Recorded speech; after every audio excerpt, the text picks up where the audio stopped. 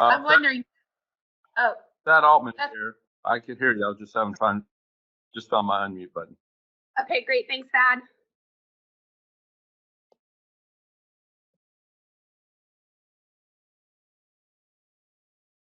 And you guys can get started whenever you want.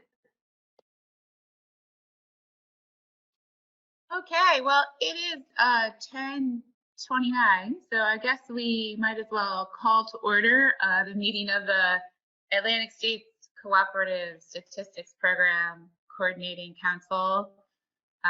Welcome, everybody. We've got Director Jeff White on the line and Deputy Director Julie Simpson. So I wonder, Jeff, do we want to start by doing a quick roll call? Do you or Julie want to do that? Is that something necessary? I do think it's best to go through that. I've asked Julie to prep for the roll call. I know we've done the sound checks, but if we could kind of quickly make sure that we've got everybody, that would be fantastic. Okay. So Lynn, I have you. I'm just going to keep right going down. Bob Beal. I am here. Excellent. John Carmichael.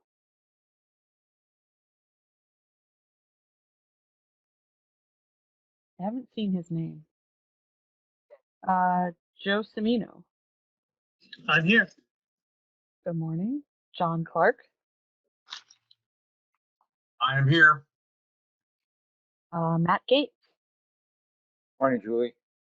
Good morning. Derek Orner. Hey, good morning, Julie. Good morning. Marty Gary.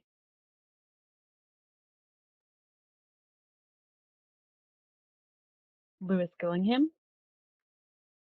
I'm here. Good morning. Good morning. Brian Davidson.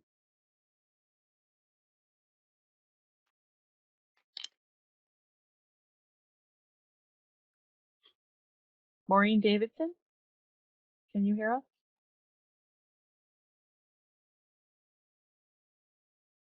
She may not be unmuted. Hold on, I'm trying to find her name here. No, she's self-muted. She's on. Okay. Well, I'll give her credit. And then I know we have Doug and Kathy Knowlton. Not Doug Knowlton. Doug Haymans and Kathy Knowlton. Good morning. Good morning. Megan Ware. Pat Kelleher. Just to have that, Pat Kelleher is the one sitting for this. Okay, thank you. Brian King.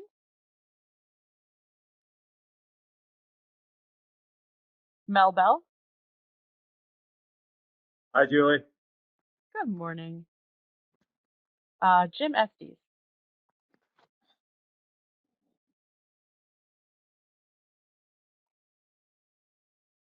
Dan McKiernan. Here. Good morning. Jason McNamee. Good morning, I'm here. Good morning. Brandon Muffley. I believe he's going to be he was not going to be able to make it. I don't see his name. Dee Lupton. She might be a little late, and I don't see her yet. Tom Neese.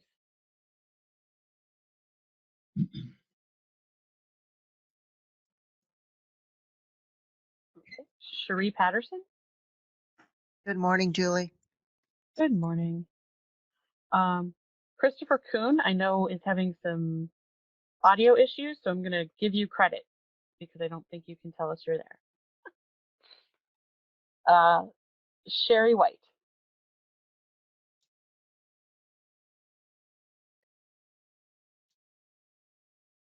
I think it's Mike Millard is proxying. Oh, and he was here earlier. Okay.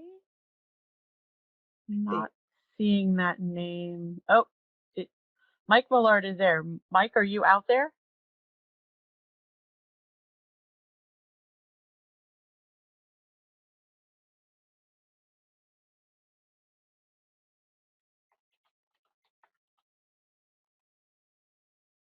Okay.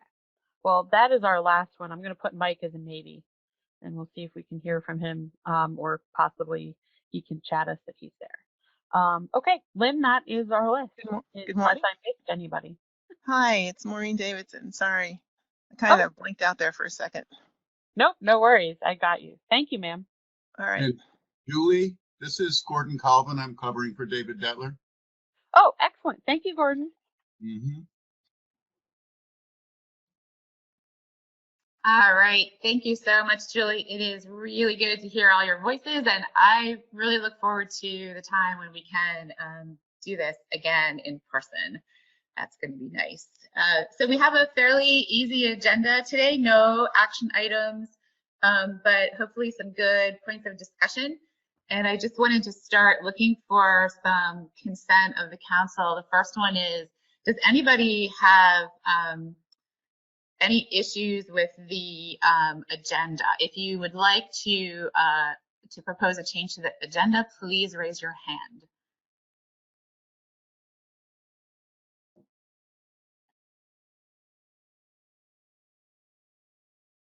Don't think we have any hands, so that's good. We have consent to approve the agenda.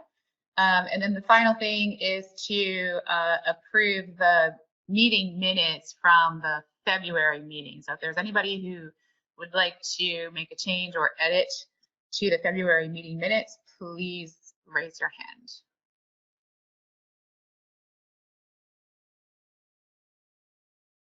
Okay, seeing none, we have council consent for the agenda and the meeting minutes. And the final order of business before we get started is public comment. Is there anybody in the public who would like to provide comment to the coordinating council? If you do, please raise your hand.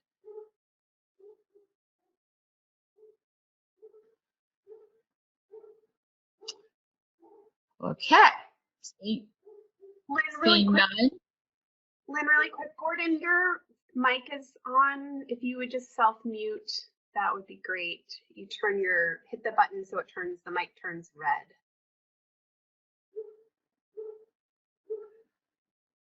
Thanks, Lynn. Sorry. No, no worries. Okay, so seeing no public comment, we're gonna go right on to agenda item number 4, which is the results of the governance survey. And I guess, Jeff, what I'll do is start and let you do the intro, and then I'll go through the results of the survey. So take it away, Jeff. That is fantastic. Thank you, Lynn. This is something that we all get to thank Bob for. He reminded me several months ago that one of the things of the governance transition that occurred, it was actually decided, it was work done in 2014 and 15. October of 2016 was when the final motion was made, where ACCSP would become a program of the Atlantic States Marine Fisheries Commission. And one of the things in that initial transition document was, after some time, to check back with the coordinating council on how the change in governance was working. And so right about March, when COVID was striking, we sent out the initial survey. Julie did a great job crafting the survey for us. And we took a little bit of time to get used to the COVID situation, to get more feedback. And so at this point, we've got the results of that survey. Thank you to everyone who's been able to reply. When the survey went out, it included the actual transition documents, as well as kind of some opportunities for feedback from both the coordinating council and operations committee members. And so with that, we've kind of asked Lynn to present the results to you guys and generate some discussion on where we stand relative to moving to the current version of governance with ACCSP as a program of the commission. Take it away, Lynn.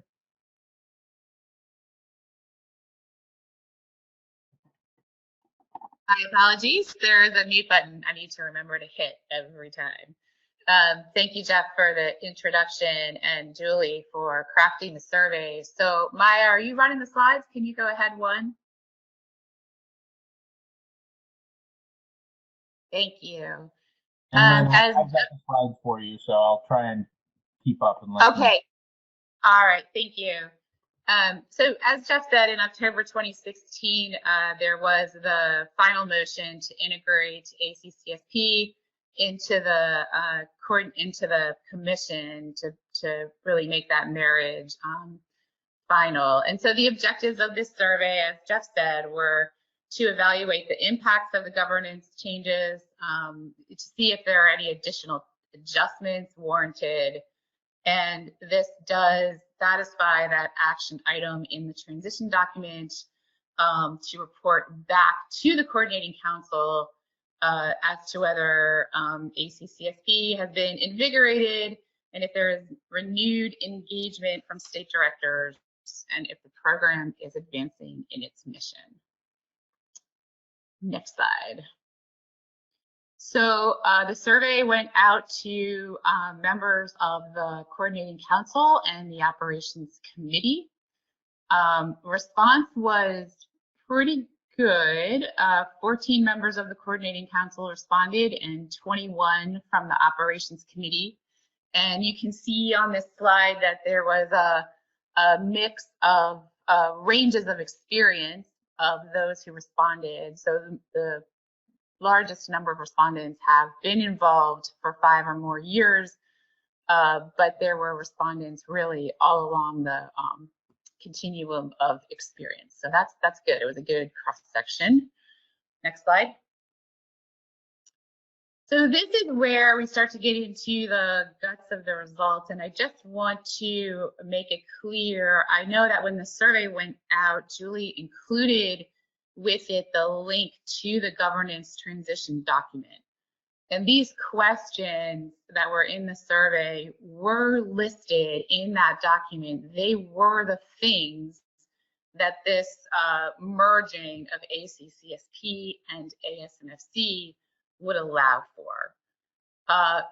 And the results are interesting. I think they're incredibly positive in that for the most part, people strongly agreed, or there was uncertainty as to whether the merger had accomplished these 5 things. I want to put on your radar, though, when we get down to the conclusion slide and we start discussion, I want to draw your attention to the first 3, which are more consistent supervision of the ACCSP director, consistent application of ASNFC policies for all staff, and the third one, which is the full incorporation of ACCSP activities into state and federal legislative outreach efforts. That third one is the only one where some respondents strongly disagreed. So when we get down to the conclusion slides, I want to have a little deeper conversation about what people were thinking when they responded to this. So just put a placeholder in your mind. We're going to get back to those. Next slide, please. Okay, so one of the major questions was, do you feel better informed, engaged, and invigorated? And I think, so you can see very clearly the majority of respondents said, yeah, somewhat. And a couple felt very much so engaged. And then the rest was basically the same. And it's worth noting that I think some of the respondents here in the same department probably were feeling, you know, they've been engaged all along, that the change in governance didn't really impact their level of engagement because they had been very active and in monitoring the activities of the ACCSP all along. So next slide. And this is a really good news slide as well to the question, okay, well, what do you attribute your change or lack thereof? Do you feel more invigorated? Do you feel more informed? the largest response was 20 of the respondents said that they attribute this change to integration of ACCSP with the commission as a whole. There were also quite a few who responded that leadership was important in that, which is, I think, great news. And then there was a mix of other responses, which you see listed below, which have to do, like I said, with people who have been engaged all along, also folks whose roles and positions have changed over time, where they have maybe taken on a more active role with ACCSP. Also, safest redesign surfaced in there, which is interesting and good news. Okay, next slide. And this question we kind of had fun discussing, because this question was really aimed at trying to understand to some degree, the level of communication happening between coordinating council members and operations committee members. So the question is, do you feel the operations committee / coordinating council members are better informed, engaged, and invigorated? So basically the question is kind of asking, how does your counterpart feel? And as a result, that question resulted in a high degree of uncertainty. 45% were maybe didn't feel comfortable answering on behalf of the other. And then again, this feeling of this idea that people are feeling better engaged is attributed both to the integration with ASMFC and also to leadership changes. Next slide, please. Okay, and here is probably the best slide of them all. The question was, do you agree that the ACCSP is advancing in its mission to produce dependable and timely marine fishery statistics for Atlantic coast fisheries that are collected, processed, and disseminated according to common standards agreed upon by all program partners? And all respondents either strongly agreed or agreed. There was no disagreement with that at all. And that is really good news. You know, you would almost expect somebody somewhere to say, wait a minute, something's not quite working right. But I think here we see that according to this survey, the ACCSP really is continuing to accomplish its mission well. All right, go on, Jeff.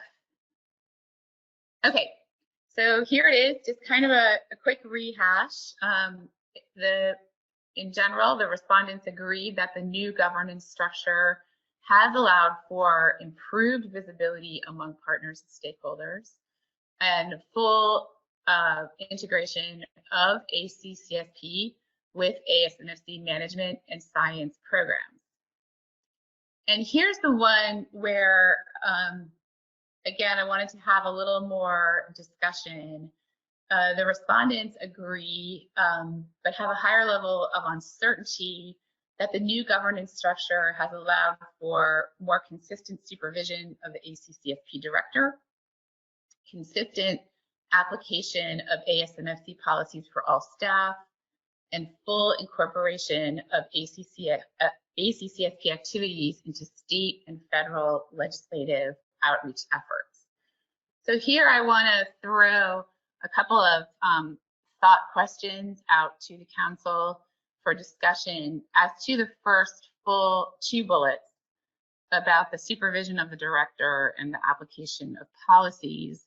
It strikes us that, you know, if you're not involved in the executive level of ACCSP, you probably wouldn't have a lot of awareness or you wouldn't have a lot of context to comment on those first 2 bullets. And so the question really that we had for you, the council in general, is the level of transparency satisfactory to you? Is knowing about the supervision of the director and the policies applied to staff? Is that just too much weeds? Is that really something you need to know about? Are you content with the level of transparency? So hold that, put that as a thought question for discussion.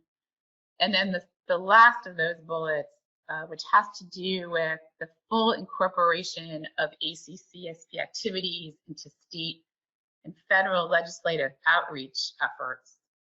Like I said a couple of slides ago, this is the only one where there were some respondents who strongly disagreed. So the thought question is, what does the council as a body expect from ACCSP in this regard? I think we'd like to know more about what the body is thinking. Is the thought that being involved in legislative lobbying activities is not an appropriate role for ACCSP? Is it, you know, what is the expectation going forward in this regard? So again, that's my second thought question for the council. And then the final bullet there, again, just repeats this idea that there was some uncertainty on the part of the coordinating council and the operations committee members as to, you know, how the others were feeling. Next slide, Jeff.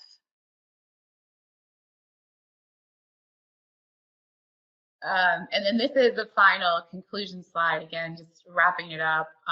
The majority of the respondents do feel better informed, engaged, and invigorated, and that this change is due both to the integration into ASMFC and to the leadership. And that all respondents agree that ACCSP is advancing in its mission, which is, you know, probably that's the crux of it right there. And I think, Jeff, that wraps up, that's the last slide, right? Yes, so that brings us to discussion. Anybody have comments? If you do, raise your hand.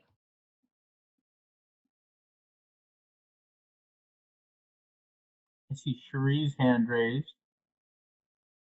Okay, Cherie Patterson. Good morning, Lynn. How are you? Could you roll back a couple slides to your thoughtful questions?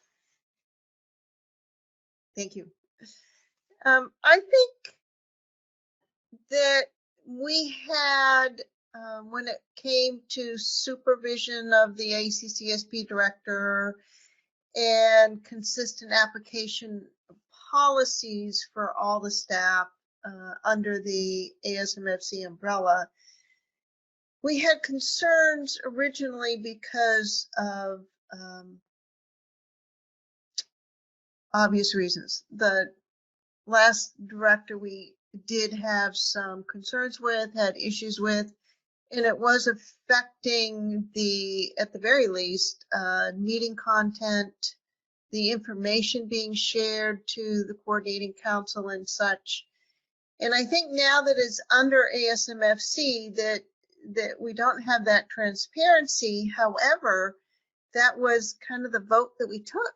We kind of said, you know, this body really doesn't want to be concerned about supervision and staffing and policies and such, and hence the reason why it got put under, one of the reasons why it got put under ASMFC governance, so that there could be a little bit more oversight, closer oversight. So it would be an uncertainty for us, and I'm not sure that that's a good thing or a bad thing. I would hope that if there were concerns in the future, that it would be brought forward to the coordinating council, or at least the executive committee, for discussion, because this is an important program that I would hate to see compromised in any way.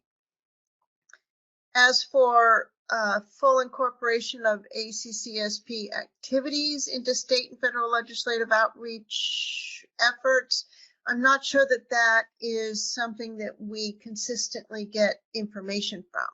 We don't know if ASMFC or ACCSP actually has conversations with any sort of funding legislative sources. I'm not quite sure how we would know that, and I'm sorry if it is been outlined somewhere and I've missed it, but I think that might be a way to maybe get over that particular uncertainty, is just say any sort of activities that has been conducted for funding outreach, whether it be through the state or the federal legislative processes. That's my thoughts. Thank you. Thank you, Sheree. That's really clarifying, and I appreciate that. And I think your point that for those first two bullets, that that's the reason why one of the drivers behind this governance transition was really to take some of that off the plate of the coordinating council, is really good insight for all of us. And I think the idea that maybe a little more outreach in terms of any sort of activities that are happening might be productive. That's also helpful. So thank you for that. Is there anybody else with comments on this? Lynn, this is Jeff. I'd like to add something. Absolutely. When it comes to the legislative piece, my perspective is really that under the governance of the commission, it allowed ACCSP activities to be prioritized along with what Bob and the commission chair and vice chair and Deke do up on the Hill. And so I think that's been a benefit of avoiding the potential for competing priorities. And with that, if Bob or Pat would like to add something, please do. But that's my perspective on that item. And Sheree has raised her hand again. Go ahead, Sheree.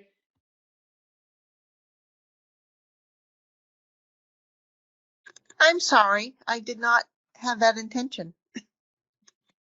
That hand raise icon is a little tricky. Does anybody else have any comments about these two thought questions or about the survey as a whole? Bob has raised his hand. Bob. Good morning, Lynn. Thanks. Now, just to sort of add to what Jeff said, you know, when Deke and I go to Capitol Hill and others do, ACCSP data collection in general is part of our, you know, things that we're asking for funding for.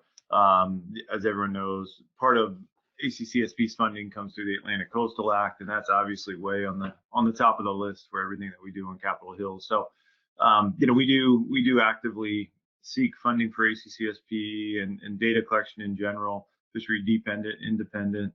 MRIP, you know, recreational data collection also is another thing that's always at the top of our list.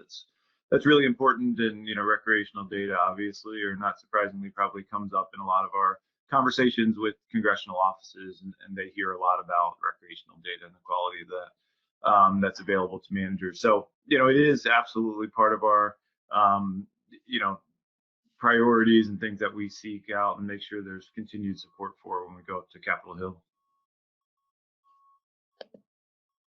Okay, that's good to know, Bob. And it makes sense. So does anybody else have any comments on this? I guess I'm going to assume from Sheree's comments that the responses that related to strongly disagree had to do with this sort of uncertainty as to whether ACCSP was actually prioritized within all of the commission activities in these outreach activities. So I'm going to just assume that that's what that strongly disagree was about. If anybody else has any comments on this, I'd love to hear them.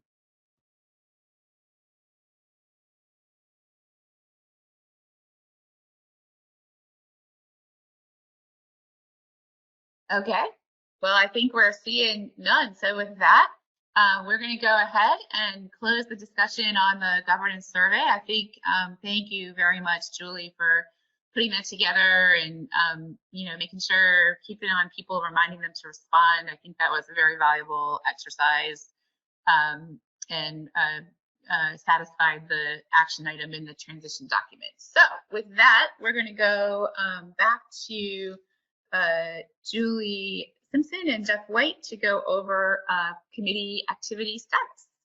Take it away, guys. Thank you, Madam. Lynn. Julie's been working on this, so she's going to handle our committee activity section. Thanks, Jeff. You can jump right in. There we go. So we wanted to just begin this one by highlighting some of the committee activities that have happened between now and the most recent coordinating council meeting. The operations and advisory committees have discussed the initial FY 2021 proposals. This year we had 9 maintenance, 6 new, and the 1 admin for a total of about 3.6 million in requests. Some of the highlights from that is that we received our first ever submission from the PRFC. So we're glad to have them join into that project. And also, as a highlight from the Commercial Technical Committee, they've submitted a proposal to continue their conversion factor validation and development, and that's for the priority finfish and shellfish species. This is their second proposal to do this project, and this creates better conversion factors. On the Information Systems Committee side, we're tracking the safest redesign. Right now, the switchboard has been released for partners, and this allows them to adjust the fields that are being collected in the eTrips application, and that can be done at either the trip level, the effort level, or the catch level. Also, in this month, eTrips Mobile is going to include some CIRO and HMS needs. We are going to be also including multiple compromise partner lists. And what that means is that when a fisherman is dual permitted, for instance, if they have a CIRO and a GARFO permit, we can't have them see a list of gears or species that is specific to either CIRO or GARFO. And so CIRO, GARFO, the science centers, and HMS have been working with us in collective meetings to create a compromise list that includes all of the appropriate species or gears or dispositions that would be acceptable to all partners. So it may not be something that's normally on the GARFO list, but they're willing to accept the value because the partner is dual permitted and we don't want the person to have to fill out more than one report. And so those multiple compromise lists will be coming out in January of 2021. We're going to have eTrips online beta testing in November. That will also be available in 2021. And EDR, the dealer report redesign work, we're going to be jumping into that full throttle next year in 2021. Next slide. So the reason that we did the just sort of highlights of the activity is because one of our new committee activities is the monthly committee newsletter. And so we wanted to get some feedback from the coordinating council today on how you felt that particular activity was going.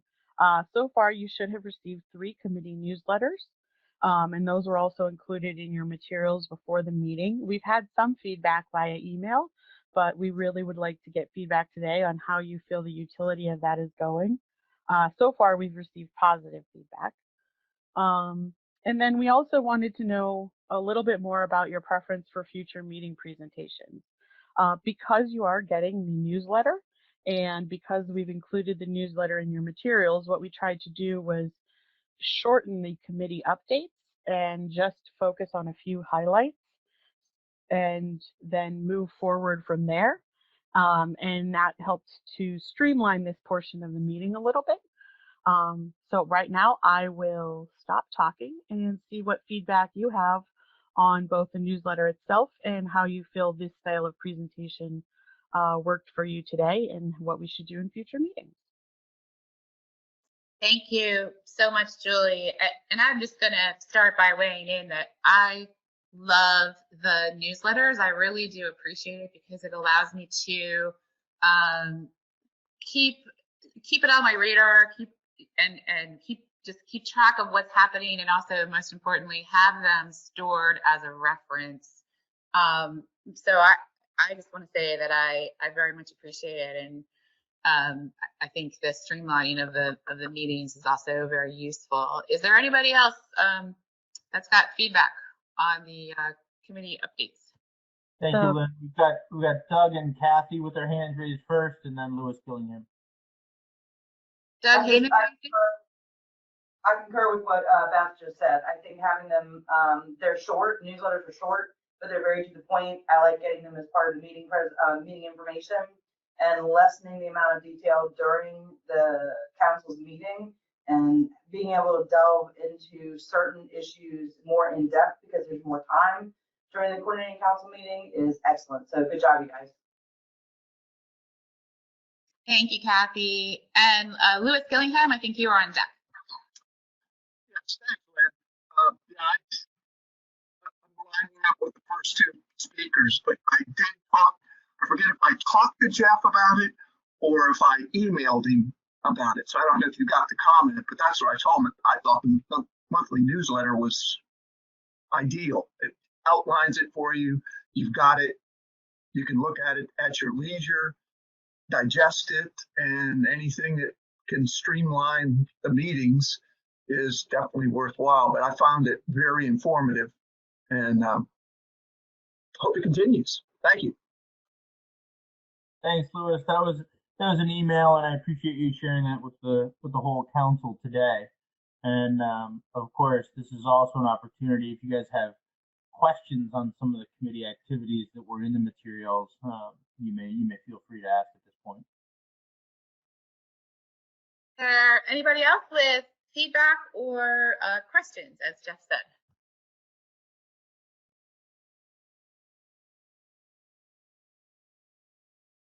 Okay, seeing none.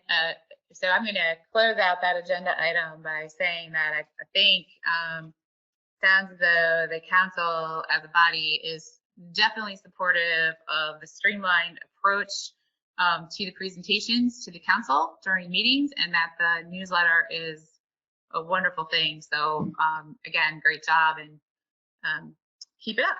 And with that, I think we move on to the next agenda item, which is the status of the 2020 action plan, which I believe is now goal 3 in the full ASMFC 2020 action plan. So I will pass that over to Jeff.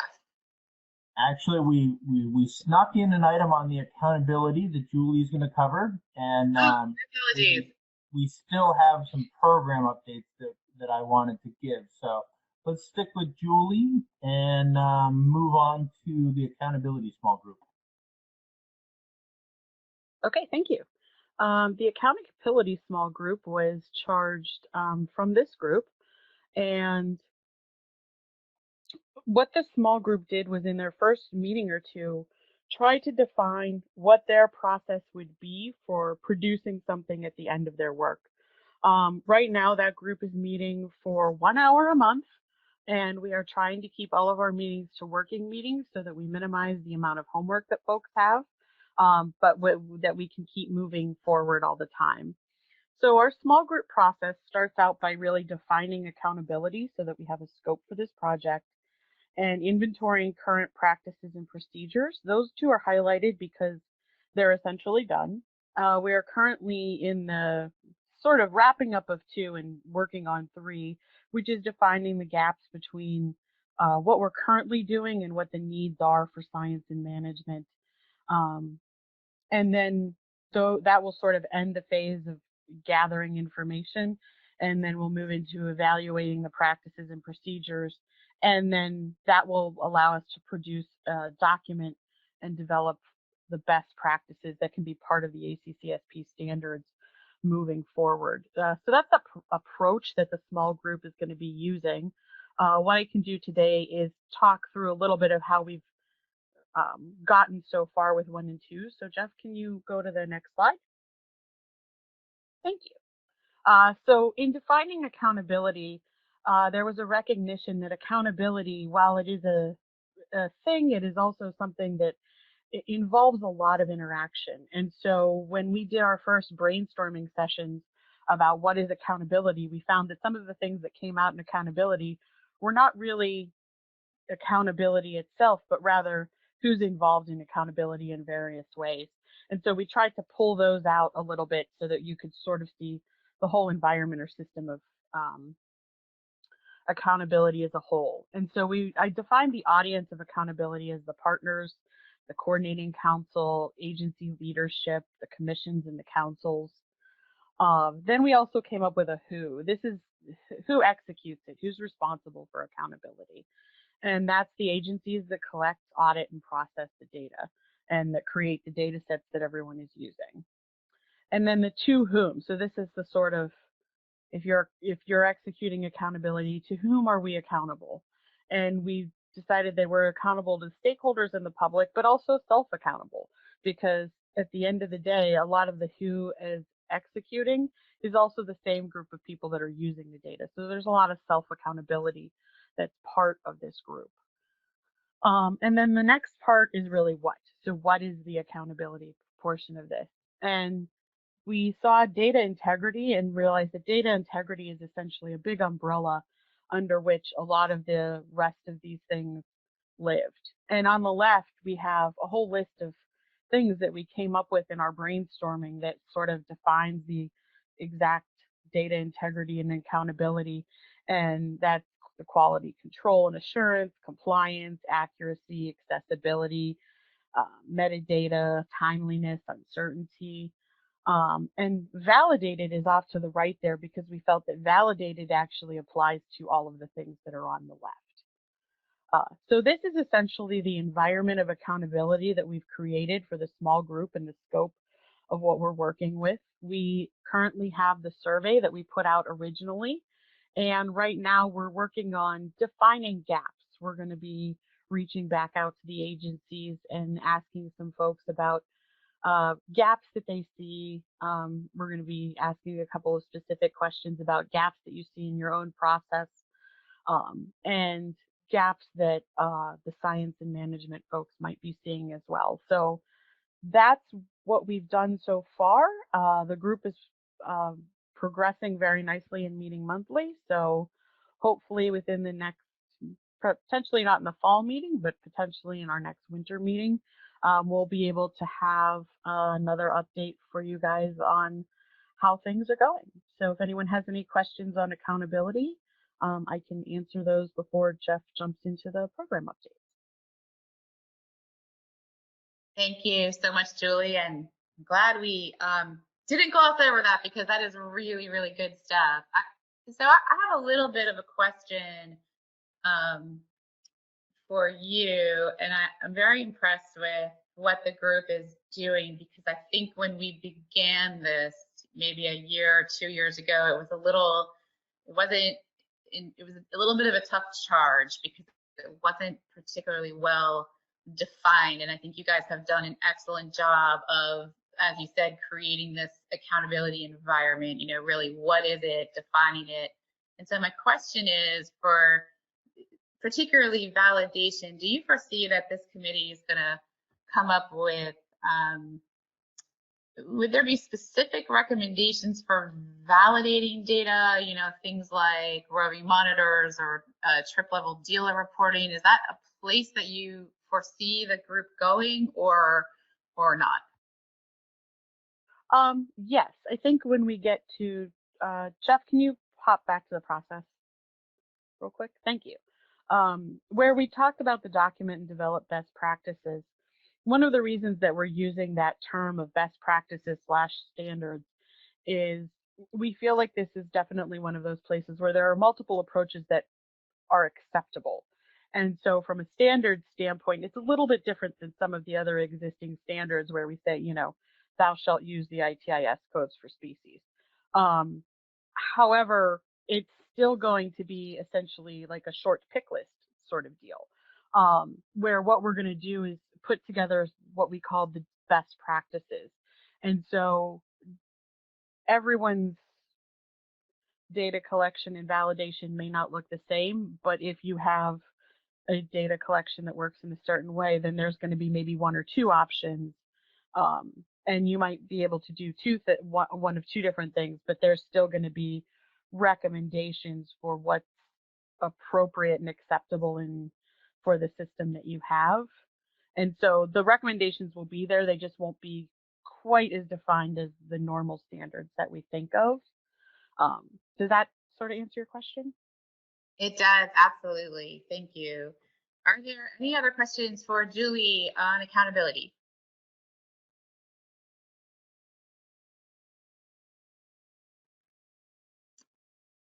Okay, seeing none. So Jeff, and I think we are back off to you. Okay, wonderful. Thank you, Lynn, and thank you, Julie, for getting us this far. As we kind of start off this section, we did include, I think Lewis called it the ACCSP magazine of materials, but we did include a bunch of detail on the program activities since May. I'll run through some of those highlights here and allow for some questions as we go. One of the areas is on staffing. I am happy to report that the program has finally reached the staffing support level planned in 2019, with today's official start of Lindsay Aubart, who has joined the data team. So she's been working, prior to coming here, had worked with our partners in Georgia, comes highly recommended, spent a few years overseas with her husband's deployment, and they're back in DC. So she's been working and preparing remotely part-time for the past few months, and with Julie to get up to speed on the biological module that she's going to be working on. And we've got a chance to meet in person last week, and she is now, as we will say, locally remote here in DC. So a welcome to Lindsay, and I'm glad to round out the data team and in the ACCSP staffing level at this point.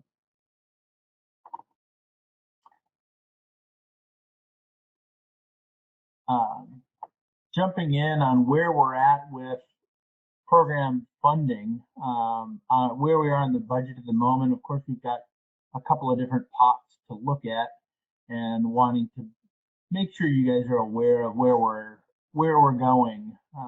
So at the moment, the ACCSP admin grant is in year 5 of 5.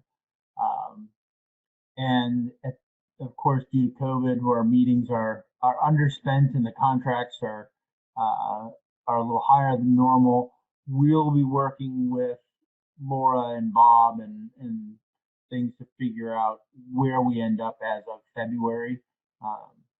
Most of the planned activities for this year are really on track, but not being able to hold in-person meetings means there's a fair amount of money there that we need to determine the right approach with. And as we get further along, we'll engage the ACCSP leadership team as necessary. With the MREP state conduct, we are now in, as of July, in year 2 of 5. So we've got a bit more time to work with things there. There's been, of course, an increase of $900,000 a year to the Atlantic for really directed towards APHIS sampling. There was a newsletter, or sorry, a news release that MREP released $3 million for additional sampling. This 900 is the Atlantic component of that, and really directed towards APHIS sampling. So we've reported to you guys before that that's really a strategically allocated to places that are going to have the best effect on PSE.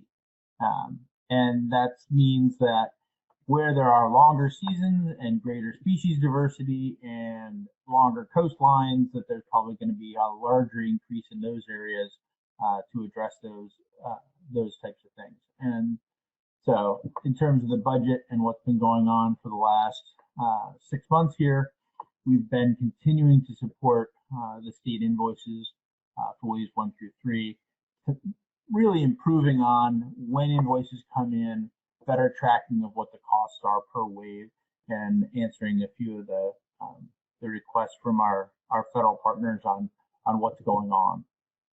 And so those are ongoing things that are generically going well. We also have some external funding. Julie put in a proposal last year for a quality assurance project. It's a 1-year project to improve the data provisioning process for the ASMFC stock assessments, and that was really initiated just in June. So at this point, I'm going to pause because I see a hand raised by Kathy. And so, what have you got for us at this point? Are you guys still hoping for a wave 5 start for the increased sampling?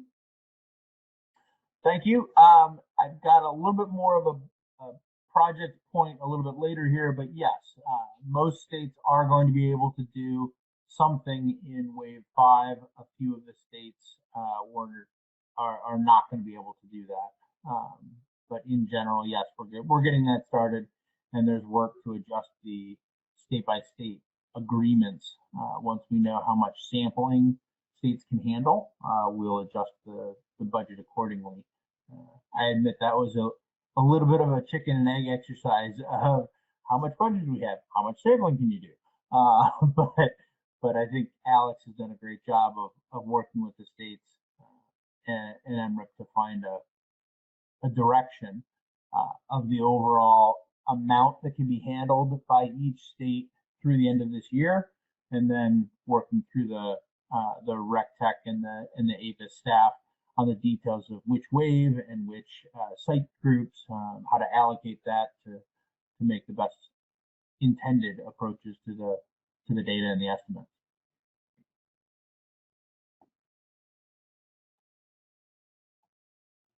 Of course, oh, go ahead.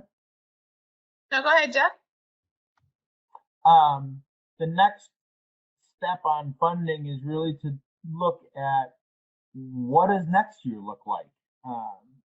One of the things that we've noticed is that some initiatives are not really part of the ACCSP admin grant, and so there have been 2 FIS proposals developed. One is really for development of the online data query tool, the data warehouse, as well as the assignment tracking application that we do for MRIP. And that's really, those are some cleanup tasks. The warehouse was identified as a separate project because with the safest redesign issues, it changed the data structures and how we move the data literally from one machine to another.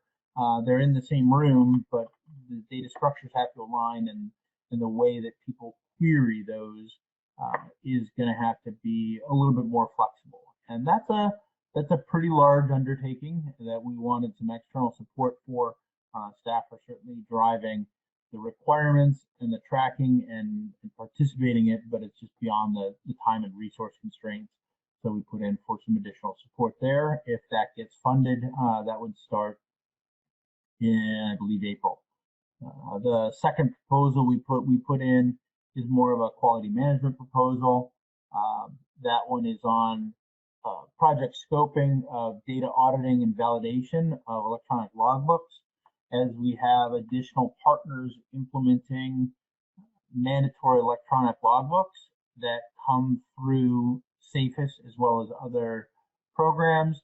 The ability for them to see, audit, edit those records in transparent ways with the fishermen and dealers that are submitting them becomes another task.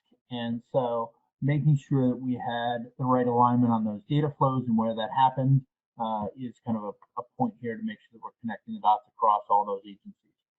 And then lastly, we did submit a NIFWIF proposal about the safest help desk. So the regulations for 2021 that will add approximately 6,000 new fishermen and hundreds of thousand trip reporting records. Not all of those will come through ACCSP systems, but we think a lot will.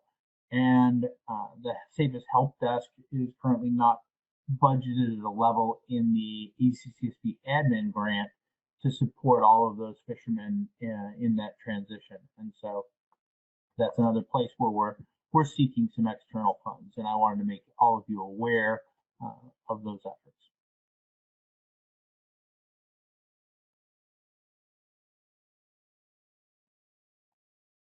Okay.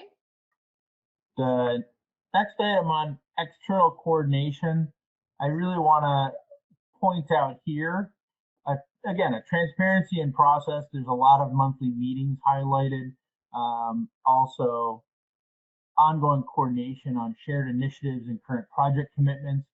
The bonus here is really the overall process is an improvement to advance ACCSP's role in the data collection and data management. So that's been happening with FIS, with GARFO, with Gulfin, as well as with the MRIP, Regional Implementation Council, and other work groups as that goes through. So the kind of ongoing and increased participation here has been beneficial in aligning a lot of the details of things. And in the end, it's a perspective that we're all in this together. We're trying to end up with the best products and the best integration that supports the fishermen and the fisheries management, as well as the data collection standpoints. And so there's a lot of good feeling going on in all of these activities. These were in the material, so I don't want to read it all out to you. And again, here's an extension of that, working with the councils in outreach and training, the South Atlantic Council on some articles, citizen science projects, the CEDAR scheduling, and we've been highly involved with CERO, pretty much these bi-weekly calls on supporting the seafire development, implementation, what's happening in the Safest application, how to meet their requirements, as well as balance things with other partners. And so there have been some really great meetings where not developing stovepipe pieces across the board, some of these coordination items, and adding the complexities but benefits of some of these integrated programs. So just wanted to call out those items. In terms of some of our project highlights, I've got 5 of these to step through. On the data warehouse, the spring data load and having staff that may in the states and partner agencies that may not have been out sampling but working on more tasks in-house over the last several months have provided some good updates to the data warehouse. I think there's a trend in the data warehouse of meeting the last 3 intended release dates in a row. And so kudos really go out to the ACCSP staff. Heather Connell is the one who helped coordinate that. And of course, Jennifer Need does, as our analyst, does most of the data loads.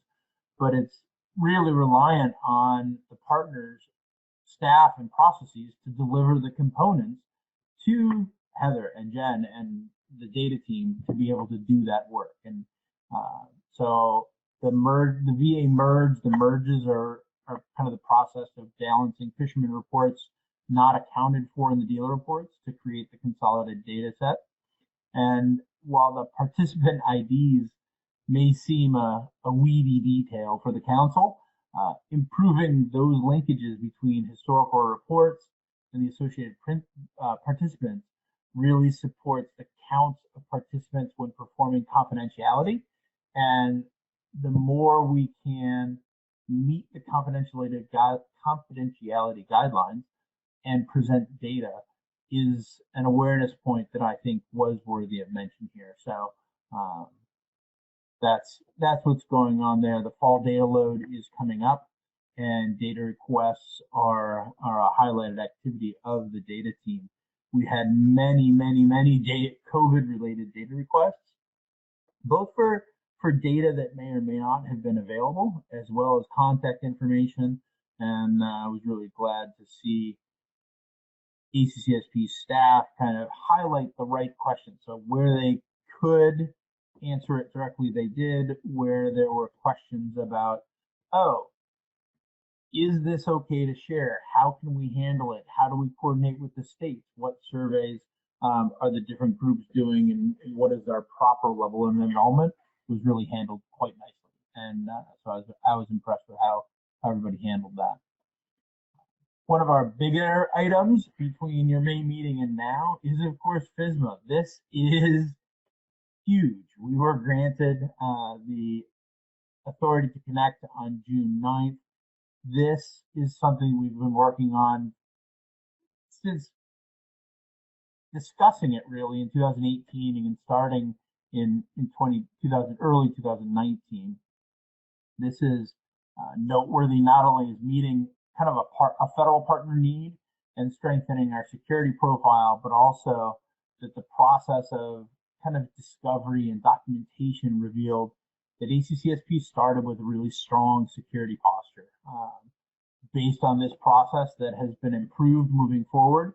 And the next couple of slides really provide a brief history of that progression. And what I want to point out in, the bottom of this really hints that FSMA isn't a one-time deal. It is a ongoing monitoring and completion process. There are quarterly reports, pardon me, and ongoing external third-party audit.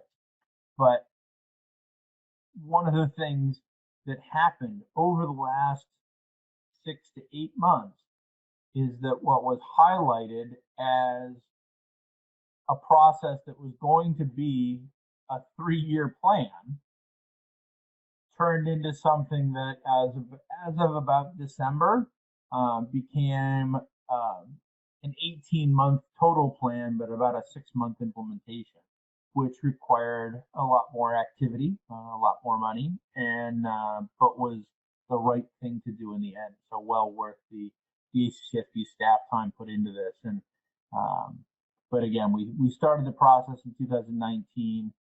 We had a lot of work done by Ed Martinez, our sysadmin and security person, as well as Joan Palmer, and of course Julie and I are the other folks who round out our security team. So last fall, we started working much more heavily with the NIMS office of the OCIO. We hired a contractor in March. That got completed in May, and we were granted the authority to connect. So the formalized data sharing, heightened security, more appropriate approaches all the way around. The one item we're waiting on is where CIRO and ACCSP staff had been coordinating and doing everything that we were capable of doing. There's one piece that is awaiting approval at the privacy office. So that's a federal process standard that we're hoping comes through shortly, which will again help out the data sharing and the CFIRE implementation.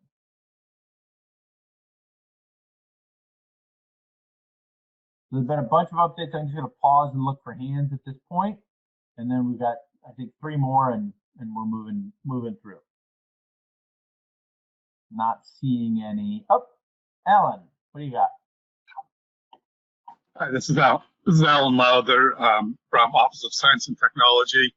I just wanted to congratulate ACCSP on the great job you did getting the data to our office on the usual schedule.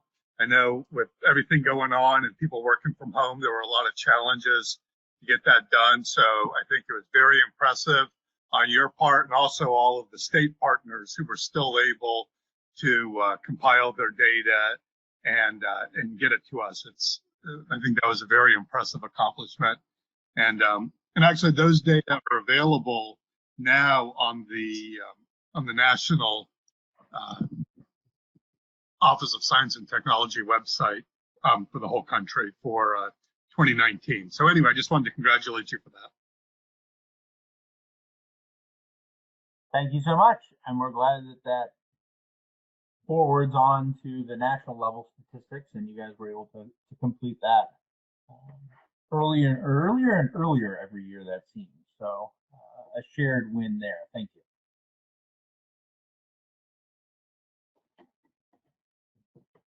Revisiting MREP, we've, of course, Alex and all of the state partners and federal partners as well, a lot of work with Tom Schmickey over at MREP about coordinating and watching what all the sampling impacts were during COVID. We've continued to update the tablet data collection, supporting the state staff as possible under the grant guidance of NOAA, and I guess bouncing back and forth, the wave reports and were submitted on time with the available data. So again, there's been solid extension and utility of the tablet data collection application for the field samplers. And the other project piece of this is really the full implementation of the for-hire telephone survey. There were some extensive changes to that data collection application to make sure it worked not just for the for-hire telephone survey, but the large pelagic survey for-hire add-on. The data collection was very minimally affected by COVID. There were several states that had mandated for-hire closures of those fisheries, and so there was some limited calling limited during those periods. And of course, kind of a first point here was delivering our initially formatted FHTS wave reports. So those are now in for waves 1 through 3, and we are glad to be kind of supportive and helping out with that. There's been a lot of learning on all sides, and again, that's been a positive activity. A little bit more internal outreach, I guess is the way we're saying this, but we've touched on the monthly committee newsletter already. Having Marissa on board to help out is our program assistant. She's been working with Julie a lot on the website maintenance, making useful information easier to find, fixing and finding document links, expansion of content, paying some attention to things like consistency of our staff page and images, and the ongoing integration with the ASMFC communication strategy. So that includes things like format, timing, and content of newsletters, email postings, tweets, etc. One of the nice things that we've seen through the external coordination is greater awareness of where partner systems are going to be impacted. If, for example, DARPA or CIRO or even headquarters have an IT maintenance window, and that might affect a fisherman reporting app of one of our data connections. We are made aware of that beforehand. We let the help desk know, our staff know, and we're much better able to support the end users through those things, whether they occur wonderfully on schedule or if sometimes they take an extra day or so to get resolved. But that kind of not just outreach, but coordination with our partners has been an improvement that we're certainly putting effort into. Now we're going to come back to SAFES. Of course, great big program, gets complicated, and one of the things that we're really highlighting is the alignment of the ACCSP tools. So does eTrips Mobile do all the same things that eTrips Online does? When those things occur out in the field, do they properly connect with EDR Online and the developments of EDR Mobile? There's complexities of multiple permit holders, seeing the right questions, meeting the needs of HMS so that when a HMS species is encountered with or without a permit, that they get additional questions that meet the data needs and requirements. So that's the big picture of what we're after. in the weeds of the process. The software team, Karen Holmes and Nico and Harbor Light and other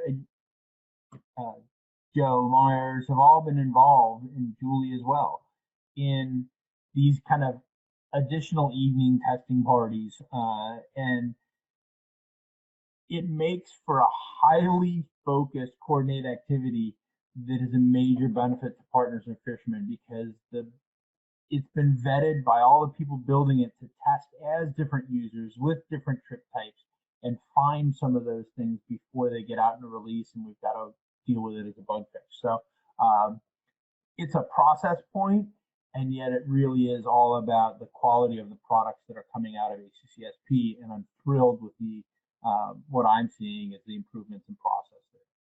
Some of the things on the rollout schedule, they're highlighted based on eTrips mobile or online. It's a little bit of a repeat of some of this information, but the eTrips mobile version 2 is really balancing out multiple partner needs. Some of those so that if you have one of those permits, you can begin testing and looking at that as either an agency or a fisherman. That's going to go one more round before they put that out, but we really see that being put out into production, into the stores for end users to download in August. That's really only about a week or two away. More waiting on the release to the stores than further development. They've got just a minor test to go on that one. Julie already mentioned the switchboard and modifications to pull existing partner elements from the switchboard, similar to mobile. It's an improvement in kind of behind the scenes how things are being processed and presented so that it is more standard. That brings us to the eTrips Online redesign. So the word redesign we've heard a lot. I've got 2 slides that summarize it in pictures really well right after this, but it's moving to a better processing structure after the reports are being submitted. And then, so we had to build it from the inside out, at which point some of these external tools are on the timeline now of like January 21. So eTrips Online, January 2021 will support things like additional fields for lobster, the TAG tag counts were implemented earlier this year as a capability, but will be strengthened and improved for partners to put out as of next year. And of course, when the regulations go in, those eTrips mobile compromise lists will become more active. And so that compromise list is likely to be put out in a test version sometime later this fall, so that the partners will be able to take a look at that as well. So high activity on the fisherman trips portion, EDR, the dealer reporting, and both online and mobile is going to get a bit more focused during 2021. So the underlying process of the redesign in general is really highlighted in these next 2 slides. So in this one, the way that it had grown was really that each new component of SAFES had its own processing to end up with the formatted proper data in the end. And that required a lot of external or a lot of intermediate development time. The newer version really streamlines it so that regardless of the method of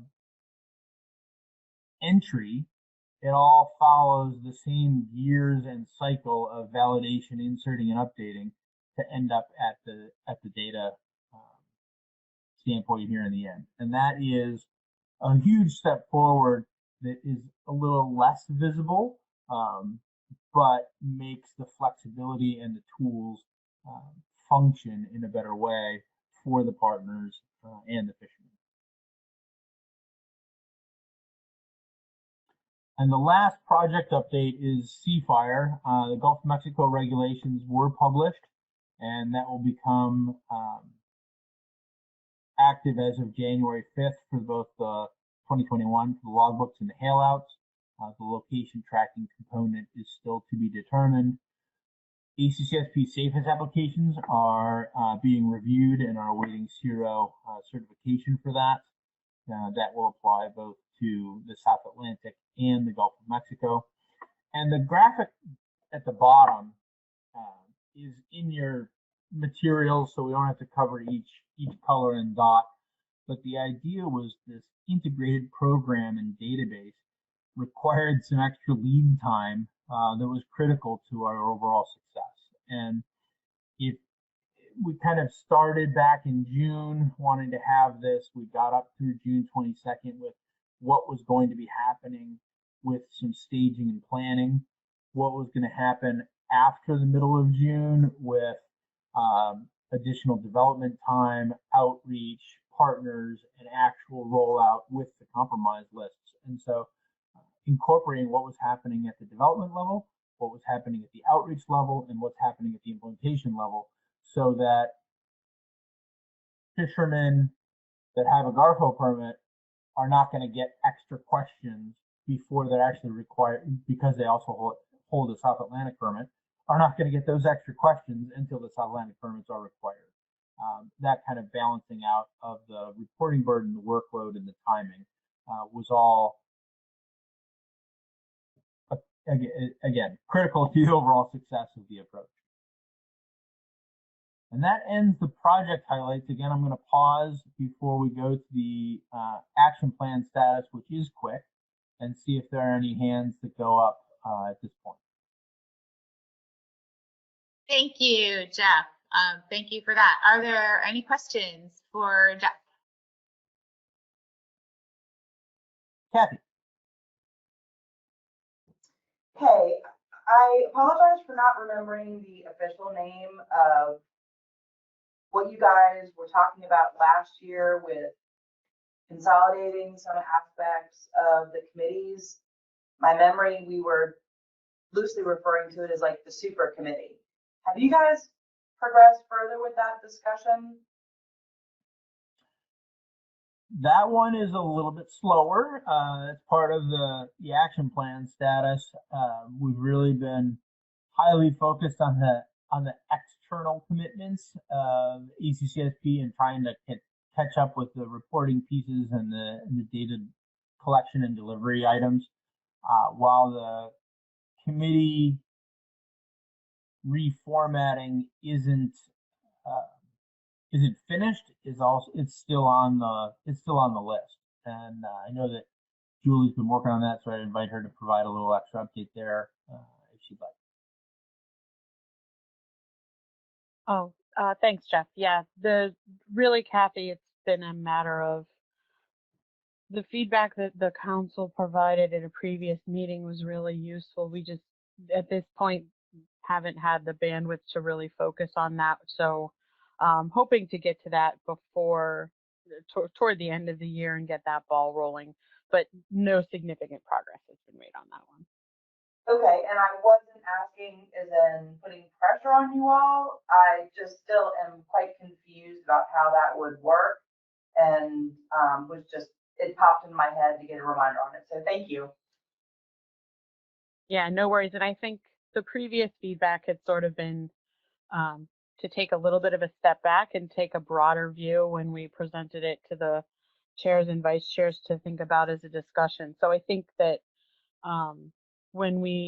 in my mind, when we move this forward, it's going to be a little bit more at the discussion level. And so I think the direction is still very much pending. Okay. So as a time check, we have 10 minutes left on our agenda. Are there any other questions for Jeff before he moves into the action plan?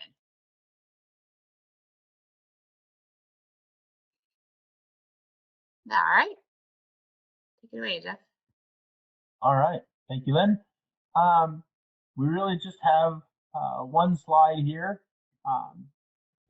There are 4 areas of the action plan. I know there's been a lot of questions and concerns as to what everyone can do during COVID, and it has certainly limited some areas of data collection and meetings, but I can certainly say that ACCSP and all of you as our partners have been moving forward.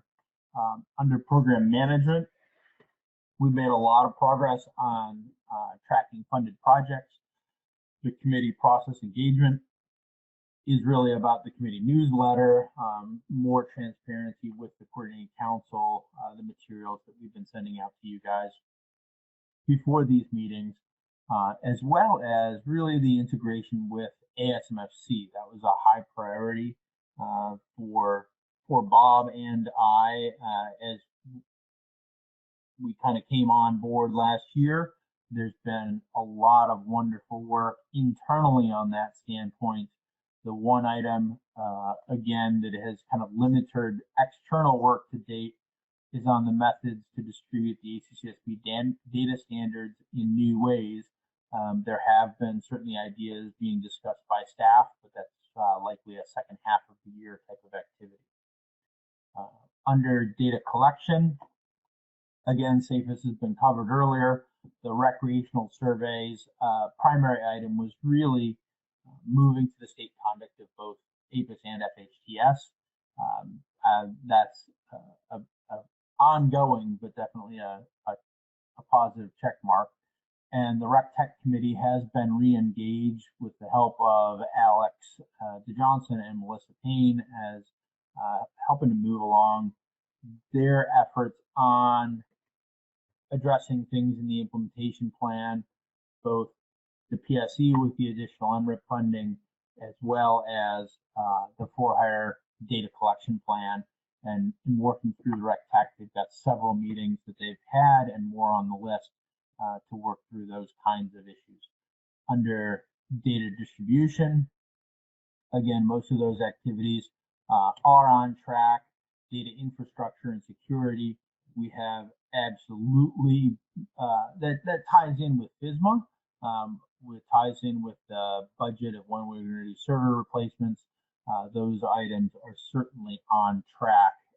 And I just want to take a point that halfway through the year here, we are looking pretty good on what our action plan was. So that goes to both the capability and intention and work of staff, but also the scoping of appropriate items for our year. So thanks all to keeping us on track and involved with our action plan.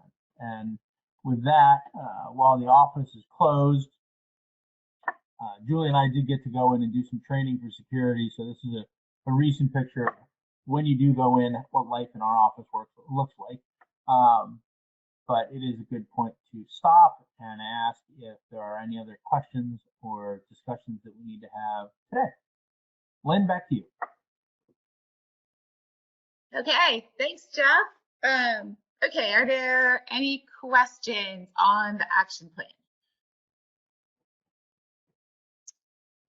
I'm not entirely sure. I can see hands, but I don't believe it looks like we have any. Can you see any? Okay. So with that, does anybody have any other business for the group?